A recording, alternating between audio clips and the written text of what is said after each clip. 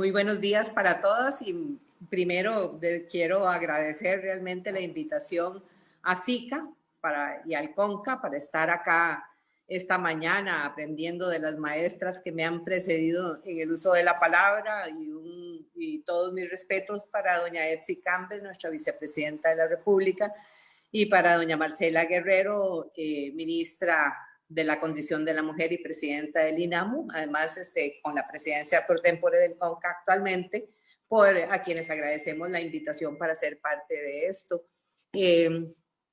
Yo quisiera, primero que todo, decir que el planteamiento que traemos en términos de nuestra reflexión sobre la situación de los derechos humanos de las mujeres en Centroamérica, el caso de las niñas, las adolescentes y las mujeres jóvenes, tiene lo primero que tenemos que hacer es una resonancia a lo que las maestras doña Otilia y doña Mireya nos plantearon adelante. Realmente, como muy bien dice Marcela Lagarde en sus trabajos, ¿verdad?, en las niñas y en las adolescentes en particular, ¿verdad?, se unen todas las fuerzas negativas y nocivas del patriarcado, del adultocentrismo y la estratificación social.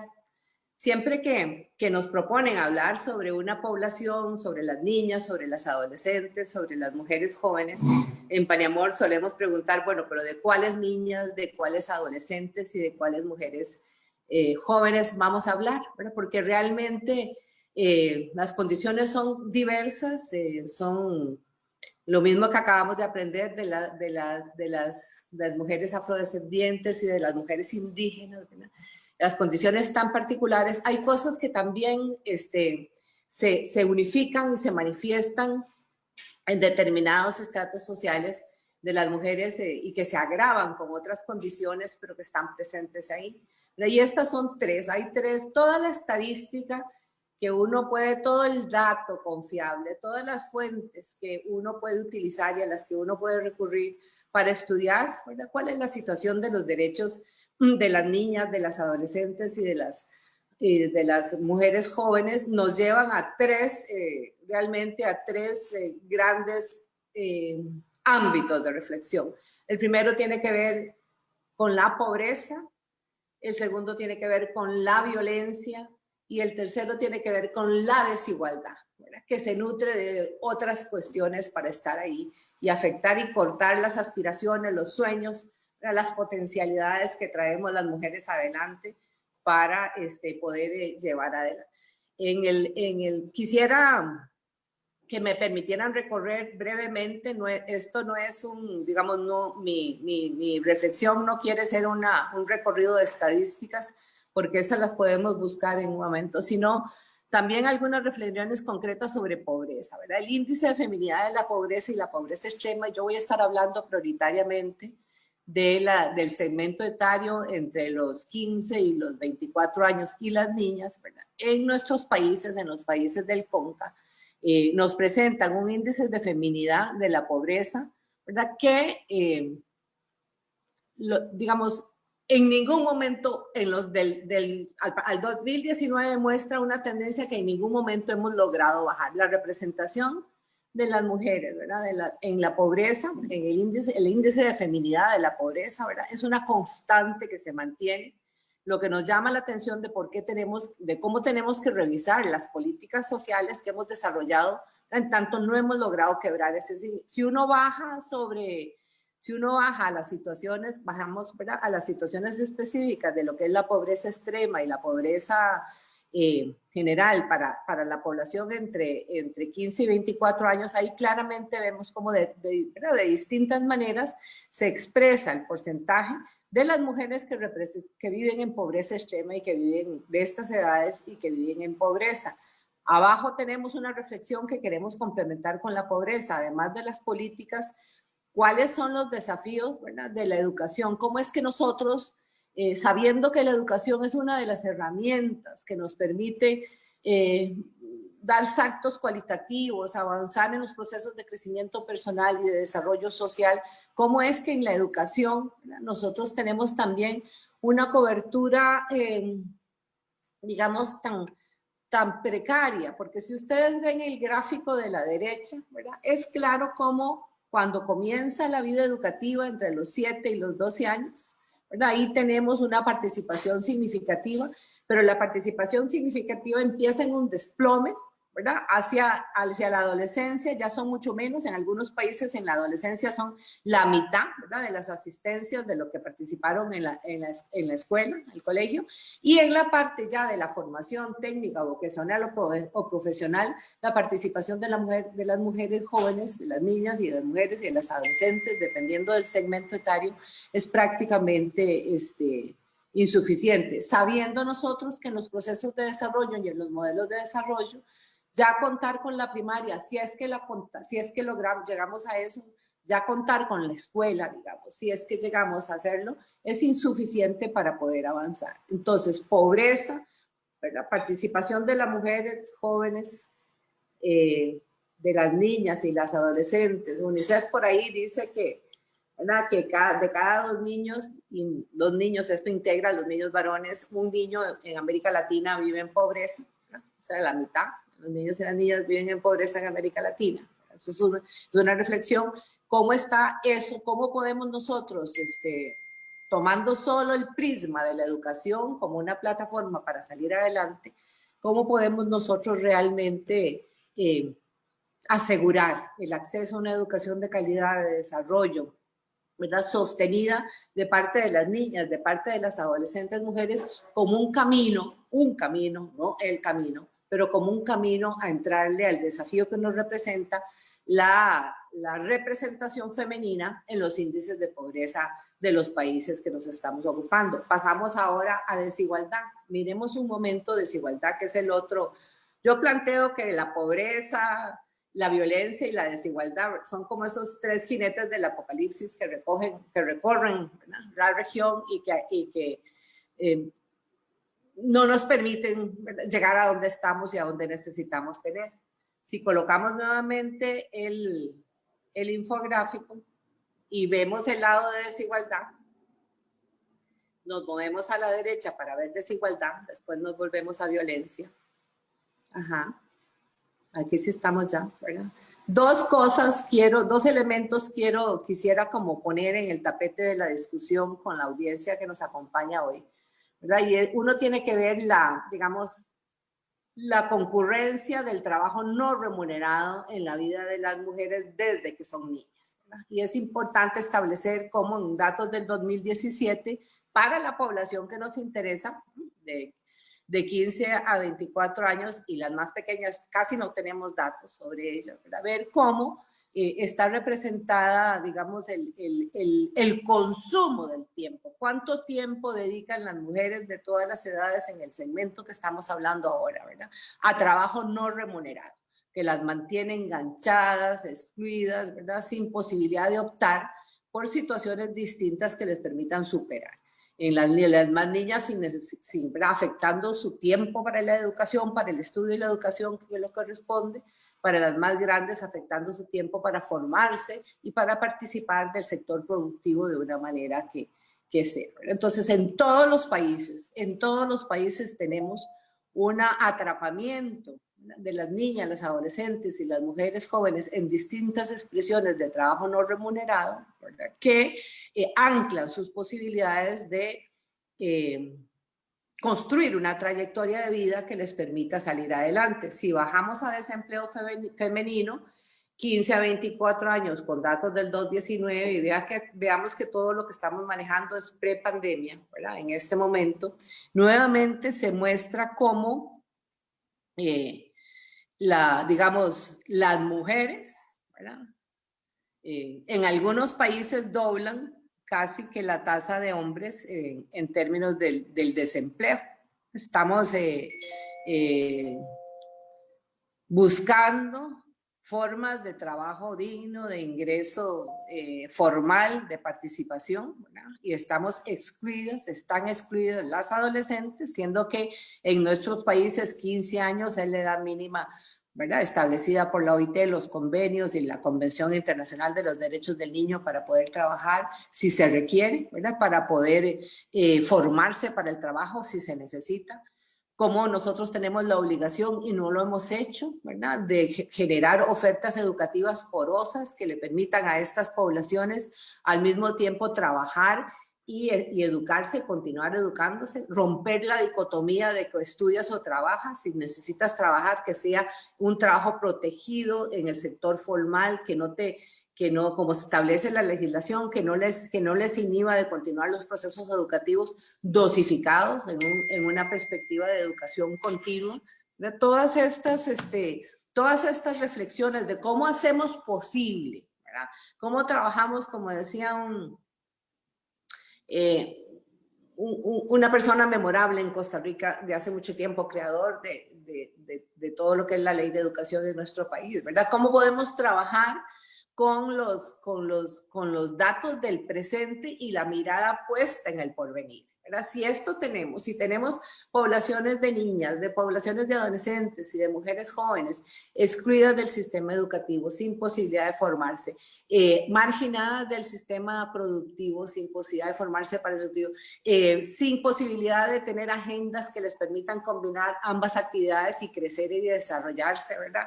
¿Cómo es que nosotros no podemos resolver estas cuestiones si seguimos así? Y aquí quiero caer para las niñas y los niños en lo que es el trabajo infantil, que lo tenemos abajo, ¿verdad? Como una expresión de esta violentación económica que sufren los derechos de esta población, de los niños y de las niñas, el trabajo infantil y el trabajo adolescente peligroso, ¿verdad? Que son situaciones que todos nuestros países enfrentan con diversa y con intensidad, ¿verdad? Pero que realmente se nos hace cada vez más difícil en las condiciones precarias en que estamos en términos de nuestros gobiernos, ¿verdad? De nuestros estados y de toda la situación actual.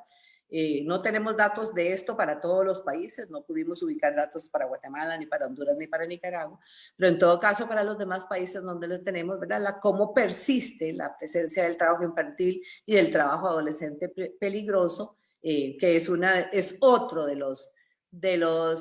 las anclas, ¿verdad? Que no permiten el desarrollo, el crecimiento y la realización de los derechos humanos de las poblaciones de las que estamos hablando.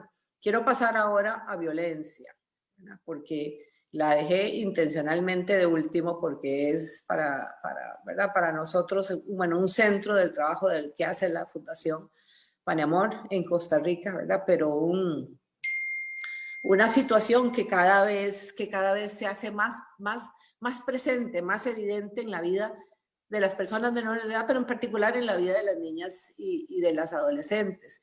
El número de femicidios y feminicidios en la región, ¿verdad? La tasa de feminicidios por cada 100.000 mujeres, ¿verdad? Es una situación que sobrecoge el alma, ¿verdad? El alma de Centroamérica, que sobrecoge el alma de nuestros países, y que cada vez dudamos de qué manera realmente poder actuar. Hemos avanzado en términos de legislación, ¿verdad? Hemos avanzado en términos como de represión. En algunos países hemos avanzado en términos de protección y asistencia a las víctimas, pero prácticamente en ninguno de los países hemos logrado avanzar en la prevención del femicidio, ¿verdad? Siguen ocurriendo, mujeres de todas las edades siguen siendo asesinadas por la violencia, ¿verdad?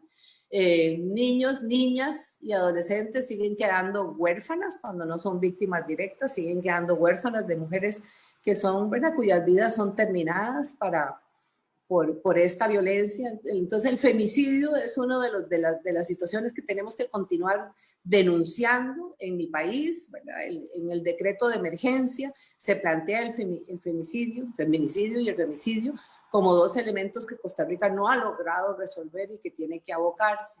Si bajamos a violencia, otra expresión de violencia, son tantas las violencias que afectan la vida de las niñas, de las adolescentes y de las mujeres jóvenes, ¿verdad? La muerte, ¿verdad? Ocasionada cuando no constituye el tipo de homicidio, pero ocasionada por una expareja íntima. Y bajamos a ver con las adolescentes una expresión de violencia que nos agota, ¿verdad? Realmente, y que tiene que ver con el porcentaje de mujeres adolescentes de 15 a 19 años de edad que son madres, ¿verdad? Realmente,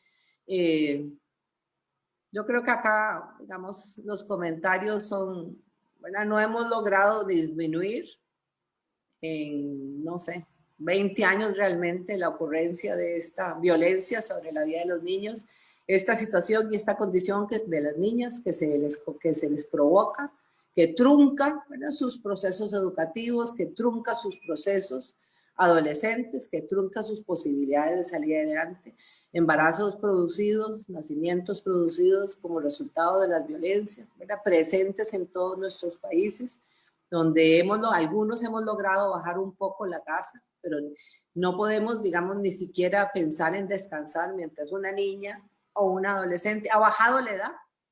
Hemos disminuido la ocurrencia de embarazo en adolescencias mayores, pero han incrementado en niñas pequeñas. Entonces, ¿cómo podemos nosotros realmente plantear digamos, que estamos cumpliendo con los derechos humanos de las niñas y las adolescentes si esta amenaza ocurre en sus vidas? Estoy hablando en particular de las niñas y de las adolescentes en contextos, y las mujeres jóvenes en contextos de desventaja social. Entonces, en pobreza, tenemos vamos a ver, la representación femenina de estas poblaciones en la pobreza regular, en la pobreza extrema. Tenemos su representación, digamos, en la no escolarización, ¿verdad?, temprana de sus vidas, donde se truncan sus procesos que les pueden permitir salir adelante. En desigualdad tenemos el atrapamiento de las niñas, de las adolescentes, de las mujeres jóvenes, ¿verdad?, en los procesos de cuidado y de atención internos no remunerados que les inhiben, que les impiden, las impiden salir a buscar otras oportunidades y apropiarlas, a desarrollar sus talentos que los tienen, ¿verdad?, y a llevarlos adelante a cabo. Tenemos el trabajo infantil que les afecta a ellas y que afecta a sus hijos e hijas cuando están allá, y el trabajo peligroso adolescente. Esto es, digamos, antes del 2019. ¿Verdad? Estos datos son la realidad de las adolescentes, las niñas y las mujeres jóvenes en contextos de vulnerabilidad y pobreza en los países que nos ocupan. Pero además tenemos ahora, y si colocamos nuevamente, tenemos dos cuestiones estructurales que cruzan todo esto, y una es la migración, ¿verdad? No podemos hablar de lo que ocurre en nuestros países si no dedicamos una mirada interesada a la migración, y cómo la migración forzada, ¿verdad?, la migración nutre, digamos, y se desprende y nutre de cada uno de estos ejes, ¿verdad? Tiene su asiento en la pobreza y abunda en el empobrecimiento, ¿verdad?, porque son migraciones precarias, con violaciones de derechos, con rechazos en todos los extremos de la jornada, de la trayectoria, desde la salida, huyendo por miedo a la violencia y siendo recibidas con violencia y viviendo la violencia en la trayectoria, ¿verdad? Tenemos la migración que interactúa con la desigualdad, ¿verdad? Hay una campaña hermosa que dice: las niñas y los niños migran con sus derechos bajo el brazo, pero eso no es así. Realmente no, sus derechos no son protectados. Tenemos a las niñas, no son respetados, no son protegidos. Tenemos a las niñas que migran en soledad, no acompañadas, a las que son retornadas. Tenemos a las que se quedan en casa al cuidado de su abuela, o al cuidado de ellas mismas, al cuidado de sus hermanos más pequeños, porque su madre emigró a tratar de sobrevivir y enviarle. Tenemos toda esa afectación. Una mirada que hicimos en un país de Centroamérica nos contaba de las abuelas que cuidaban a las niñas, de hijas que habían salido, ¿verdad? Cómo realmente vivían horrorizadas de que las bandas y las barras se las llevaran para la explotación sexual, ante la incapacidad que ellas sentían que tenían para protegerlas. Y entonces ese es uno de los factores que se suma a todo este análisis, y viene ahora lo que son las implicaciones de lo que enfrentamos actualmente, ¿verdad?, que es el COVID. Lo que los datos no nos dicen, porque todavía no tenemos datos ciertos de esto, ¿verdad? Aquí, para lo que acabamos de revisar, tenemos datos ciertos que nos tienen que movilizar, pero para lo que impacta en el COVID, ¿verdad?, tenemos aprendizajes que nos han dejado otras crisis sanitarias en el mundo, ¿verdad? En términos de qué, digamos, son los impactos de esto para las niñas. ¿Qué nos preocupa? Nos preocupa el impacto económico en las familias de menores ingresos y la falta de empleo e ingreso digno, ¿verdad? Producidos a raíz de la pandemia. La evidencia demuestra que estas condiciones incrementan la violencia en la familia, exponiendo a las niñas otra vez más a mayores violencia, y además precipita la aceptación familiar de la explotación sexual y de la trata, ¿verdad? Como formas de generar un ingreso a través de la victimización de las niñas y las adolescentes que integran su familia. Nos preocupan las demandas que plantea las cuarentenas y los confinamientos y el riesgo que se incrementa al abuso sexual de parte de adultos presentes en las burbujas en las que viven esas niñas y la imposición de obligaciones inadecuadas para la edad sobre el cuidado hacia otras personas que recaen en las niñas. Nos preocupa las medidas de desplazamiento controlado que no les permiten, ¿verdad? Los cierres de las escuelas que no les permiten contar con las redes sociales de apoyo para ser identificadas y asistidas frente a situaciones específicas. Nos preocupa, digamos, el no acceso a los servicios de salud sexual y salud reproductiva en tiempos con esta, ¿verdad? Con esta conmoción que, digamos, que se cierran porque todo está volcado hacia la pandemia y que además se dificultan el acceso por las medidas de restricción del movimiento. La experiencia global nos alerta que ante la urgencia de enfocar todos los esfuerzos en el sistema de salud, en lo que es la atención de la pandemia, no se cierren y se desatiendan las situaciones de salud mental. Incremento en depresiones, ansiedades e ideación suicida que vemos en estas poblaciones sin que podamos realmente, sin que nos hayamos organizado, porque sí podríamos para atender y responder de manera adecuada. Y desde luego está el desafío de lo educativo, ¿verdad? Que además de que tenemos una participación que se desgrana conforme se avanza en el proceso para las niñas y para las adolescentes, además tenemos ahora digamos, el hecho de que están cerradas, ¿verdad? Y que se mantienen en las casas y que están dedicadas al cuidado de sus familiares y que la economía informal del cuidado las va a atrapar. En un comentario que hizo el del Ministerio de Educación de Costa Rica al respecto del retorno, afortunadamente frente a un cierre y el retorno, retornaron la mayoría, pero entre los que no retornaron, las personas que no, el estudiantado que no retornó, había una prioridad mujeres, ¿verdad? Que quedan atrapadas ahí. Vamos a ver, yo digamos, después de plantear este panorama, quisiera volverme al infográfico que veníamos, disculpas, me quedé sin señal. No se preocupe. Bueno, nada más quería ya cerrar porque he planteado esto. Quiero decirles que realmente para cada uno de estos desafíos, pobreza, violencia y desigualdad, bueno, yo quisiera plantear tal vez una reflexión, una idea de fuerza hacia la cual nosotros podríamos, como Estado, y como Estado nos entendemos todos, conducirnos.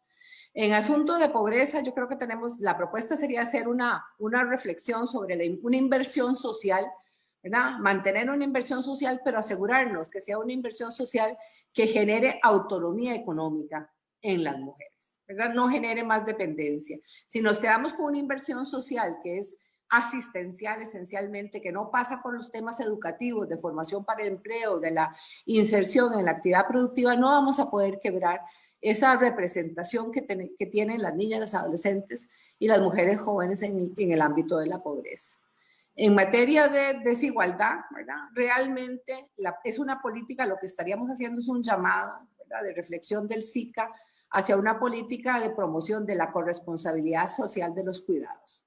Necesitamos que los estados abran mayores recursos y mejores recursos de cuidado para los niños y las niñas. Necesitamos que los diferentes sectores, sociedad civil, sector empresarial, ¿verdad?, sociedad, comunidad, nos hagamos cargo de que el cuidado de los niños y las niñas es un cuidado de todos, ¿verdad?, y contribuyamos a una crianza asistida que permita que las mujeres jóvenes que son madres, ¿verdad?, y las adolescentes que son madres puedan continuar su trayectoria de vida con el apoyo que les debemos a ellas para salir adelante. Y en términos de violencia, ¿verdad?, dejar posicionada la urgencia de que trabajemos todos como sociedad en la construcción de nuevas masculinidades desde la primera infancia. Tenemos que empezar a trabajar con los niños desde bien pequeños, ¿verdad?, en lo que significa el principio de igualdad, niño a niño, el aprecio, ¿verdad?, y el respeto mutuo y el rechazo total a cualquier forma de violencia que podamos hacer. Y en esta línea, al final del infográfico que les acabo de compartir y que queda con todas sus fuentes bibliográficas para quien quiera explorarlo con mayor detalle, porque el tiempo no nos lo permite, hay una lucecita, ¿verdad?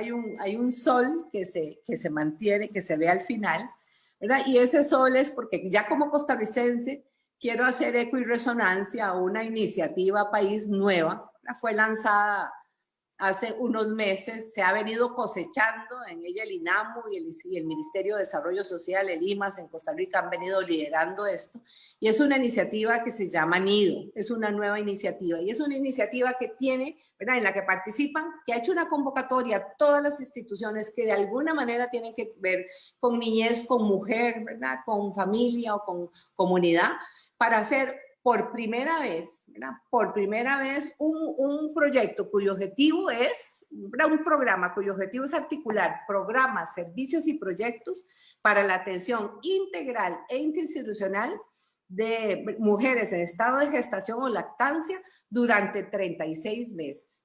Entonces, adolescentes y mujeres jóvenes, ¿verdad?, que inicien un embarazo o que tengan una maternidad temprana, van a ser asumidas por este programa que es realmente novedoso y atendidas por el conjunto articulado de las instituciones para que puedan desarrollar su vida, desarrollar su proceso por 36 meses, ¿verdad?, sin que, digamos, creciendo ambos, ninguno a costa del otro, ¿verdad? Se va a ver al binomio madre-niño, niña, de manera que ambos tengan toda la asistencia del Estado.